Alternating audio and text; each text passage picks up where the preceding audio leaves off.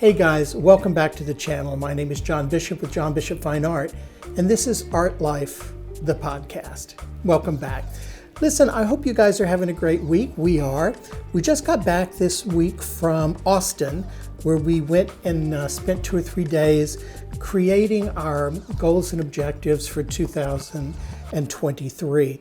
Now, we do this every year. We take some time, we go away from the studio, away from home, away from distractions and all the kind of day-to-day things that could get in the way and keep us from focusing. And we spend some time creating our goals and objectives for the year. In the past, we've gone to Mexico, we've gone to the beach. This year, we tried to save a little money. We went to Austin, Texas, and it was a lovely trip. We spent some time there. We were able to go to an art installation and do some things around town to kind of make it an enjoyable trip and relaxing. But we really did work hard. And the reason I think it was harder this year than prior years is because we've added some components to the business. This year we opened up a new business in Romania. So we have our main company, Burburusa Productions, and our 2 satellites, our 2 kind of DBAs, John Bishop Fine Art and Bogdan Photo Art. And that's our business here in the United States. We have created a second business in Romania called Burburusa Productions SRL. It's a limited liability company in Romania. And the reason we did that largely was because it offers me some capability as a business owner to spend more time in Romania for visa purposes, and gives me a little more clout. I can buy property, things like that. I probably could do that anyway. But the point is, we have done that. And the third thing we have done is to create a nonprofit, a corporation. And we just got word this last week that nonprofit has been approved, gone through, so that corporation has been established. So we can now have our board meeting, certify our bylaws, create a bank account, etc.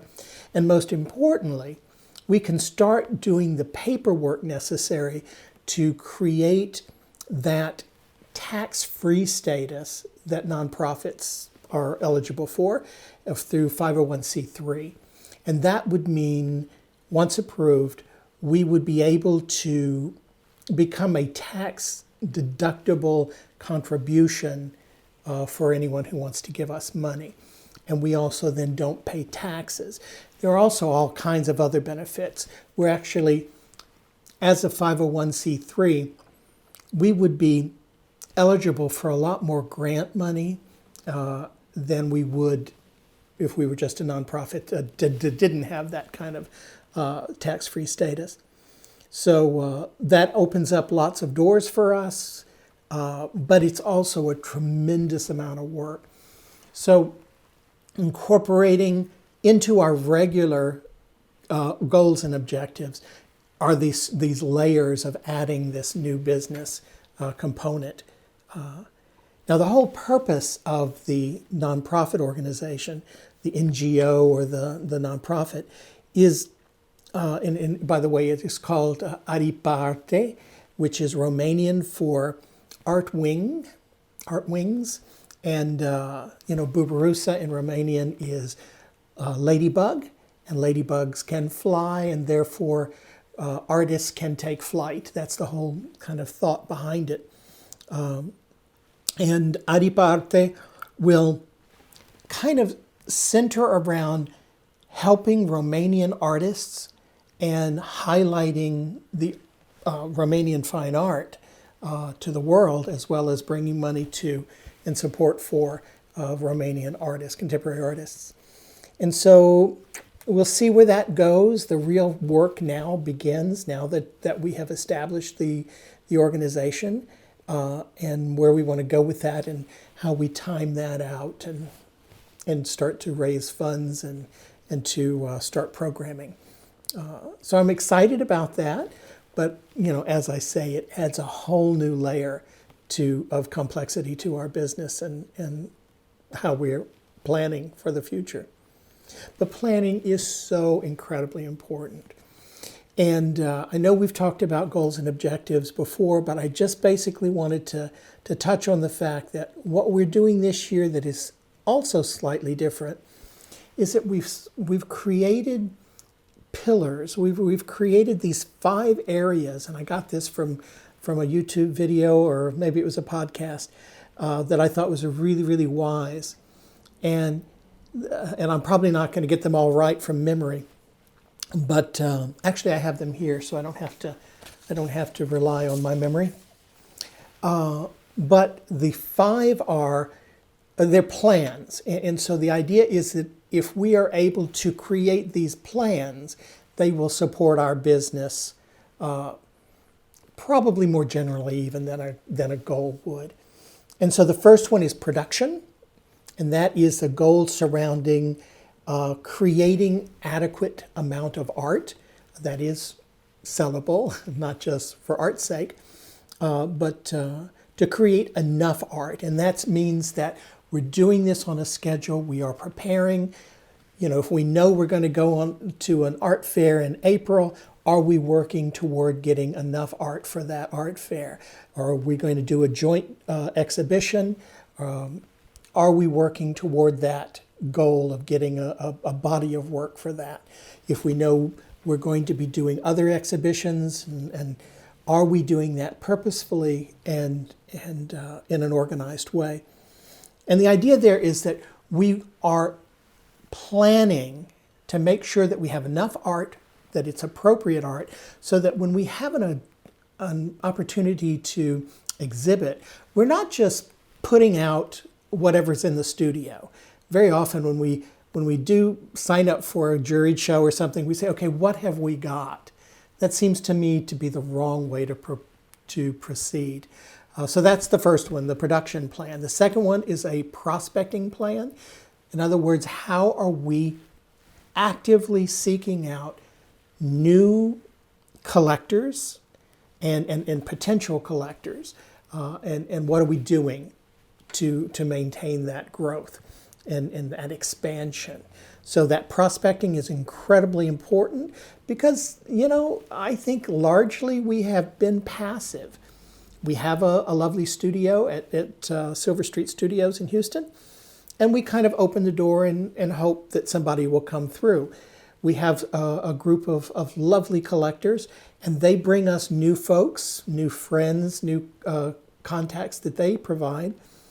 But that's still pretty passive on our part. So we wanted to be saying, great, let's continue to do that because it's working, but let's see how we can expand that purposefully again. The third goal is the profit plan. How are we going to actually increase our income, our profit over the year? We need to do that by raising prices, by getting better at creating lists of vendors, all the things that go around actually increasing a plan for increasing our profit over the year. And that might be selling more, it might mean saving more, probably both. The fourth one is a promotion plan, which is all about marketing, but it's really important to me to remember that marketing is a bigger term, that marketing also includes public relations, so to getting things in the press, as well as marketing in those kinds of traditional sense of getting the word out.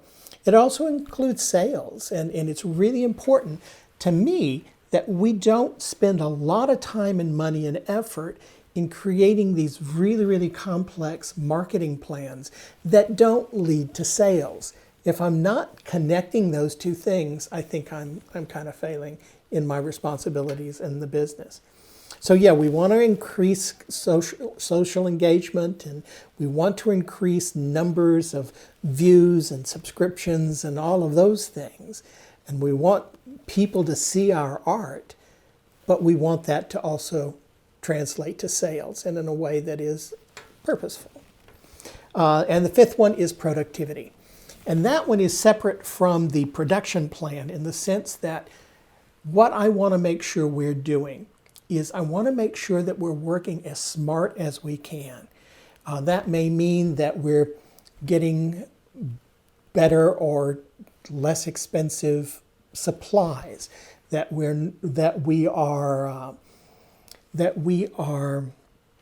in many ways carving out time for us to do bookkeeping and receipt keeping and things like that. That if we need supplies, or if we need help, if we need expertise that we don't have, perhaps we can go out and get it, and maybe that would be more productive if we were able to work smarter, not just harder. So yeah, that's the whole thing around the productivity plan. And so, and I guess in addition to those 5, we also have one around professional development, finding the answers that we don't have. What is it we need to learn in order to go forward in any of these areas or in any others? So that is really important to me, that we keep learning and we give ourselves time and to do that in an organized way. And then finally, the last being to incorporate this whole thing with the nonprofit into our other business models.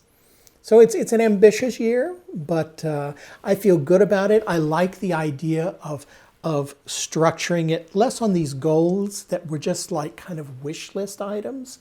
And now it seems much more structured and kind of based in sound business practices. Hopefully, we'll see how it goes. But one of the big undertakings that I probably alluded to in the last podcast was the fact that we were undertaking a very, very big deal solo exhibition for Bogdan. At Silver Street Studios, we're fortunate enough to be given opportunities to exhibit solo shows in a gallery space at the studio building. And Bogdan's month was January. So we were putting together this exhibition, and it was called Nature Remembered, and it's actually up for the rest of the month, though that's not much longer. And so that's a huge undertaking, right? You have the expense, the enormous expense of having the work, of printing the work on really high quality print jobs, framing it professionally or adequately, nice enough to warrant the expense of the items, to put together a show, to then market the heck out of that show, and that is everything from putting it in all the free calendars and trying to get press releases done, to writing handwritten invitations, to calling people, to sending emails, to getting an actual crowd of people to show up for this event. And then once they are there, to have an adequate experience for them when they show up. So, making sure that the things like signage is there, that there's an adequate parking, that when they come in, someone's going to greet them and get them to the exhibition space. Where are they going to be able to get something to eat and drink? Are they going to somehow be given some sort of brochure, catalog, something that they will be able to give guidance and meaning to the experience of the exhibition? And, then actually connecting with the artist, in this case Bogdan, so that they're connecting the experience and the art to the person who made it and build that relationship. And then hopefully sales. And then, of course, after the fact, to do the follow-up marketing, the kind of writing of reviews and articles, the thank you notes that have to go out, and the kind of gathering. Have you gathered more emails so that your list has actually grown through the experience? And have you made the sales? Have you paid for the event?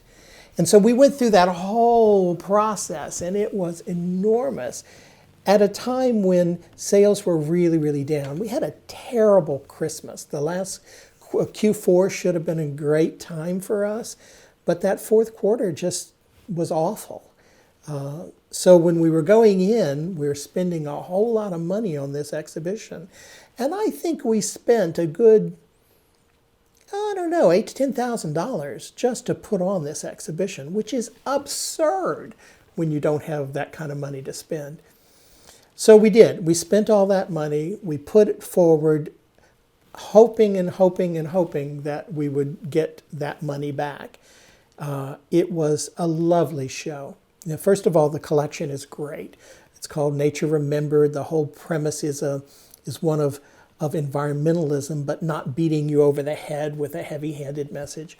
So Bogdan had created, you know how your grandmother, anything that was important, little statues and things, little pictures from family vacations, little mementos, if they were important, they were put on a hand-woven doily. And my grandmother had them around the house and up on shelves and on top of furniture. Well, of course, they did that in Romania as well. So what he did was he took these little statues of natural things, wild animals and things like that. And he created photos of them on black backgrounds and incorporated around them these doilies that are created out of natural elements that are somehow related to the animals, to the natural world around them. And so he created these remarkable images and printed them really large. They're sizable pieces, which means they have to be quite expensive. They're also very, very short runs in editions. So I think there's an edition of maybe, I don't know if there's 5 or 10. I've forgotten what he's doing on them. So, once they run out, it's over. He's not printing anymore. So there's some scarcity there, which jacks up the price.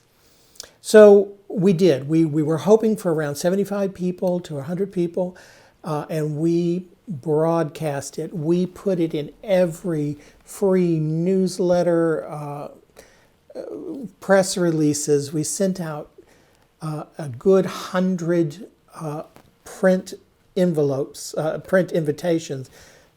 Maybe it's an age thing, but in my generation, if you get something, an invitation, personal invitation in the mail, you tend to take a little more care with it. I know, for example, if I get something that is hand addressed, I will open it, whereas most of my junk mail just goes directly into the bin unopened. So we did. We sent out a lot of those kinds of invitations out. We got a nice caterer. We got a bartender. We got one of our collectors was kind enough to donate some wine and some champagne. We had some other wine. It was a lovely, lovely evening. And sure enough, they came. We had a big turnout. It was a lovely crowd, a lovely evening. And come to find out, that evening, by the end of that evening, we had 0 sales. And we had also no pre-sales. So we were kind of panicked that, oh my God, we just lost a bunch of money we really don't have. And sure enough, that was 1 week, the very next week, last Saturday, a collector came in who was not able to make it to the reception, and he bought one of the pieces. And then another gentleman who is actually kind of an art broker, he deals with kind of getting artwork to people, kind of interior design kinds of brokerage. And he showed up and said, by the way, I have somebody who wants to buy 4 of them. So we sold 5 pieces in a week, which pays for the show. That is remarkable. I'm hoping it's not over yet. There are 15 pieces in the collection, and we've sold a third of the collection within a week. So good news on that front, but I'm telling you, we were sweating bullets, not really understanding I mean, again, it seems so passive. You just put it all out there and just cross your fingers and hope you survive. So that's what we've been up to this week. We were able to finish off the exhibition and then try and take a bit of a breath afterwards by going on our Goals and Objectives retreat. Both were largely successful. But again, now is the time when a lot of the work begins. We still have to finish off the exhibition. We still need to sell another 10 pieces, large pieces of art to close out that series. And we have to start really working on completing objectives that will lead us to the completion of these goals by the end of the year. So a lot going on, but that's the way we like it. Would hate to be bored. I would really love it if you have goals and objectives that you'd like to share. Please contact me, put things in the comments below, contact me directly. You can reach me at John Bishop Fine Art through the website, johnbishopfineart.com, or at info@johnbishopfineart for email. And realize too, we do this podcast, so it's an audio as well as a video podcast. We also create a weekly vlog. We do a weekly blog, and we also have a weekly live show called Art Chat with John and Bogdan. And so we're keeping really busy. We're kicked off the new year running, but so far it's been a really good start to the new year. I hope you're having a equally good start to your new year. Please get in contact. I'd love to hear your comments, your suggestions. If you have some of the things I've said sound really ghastly and you have experience to say, John, look out for, I can save you some time and trouble. I'd love to hear that as well, because we're all in this together. Great. Have a wonderful week. I will talk to you again soon. Bye now.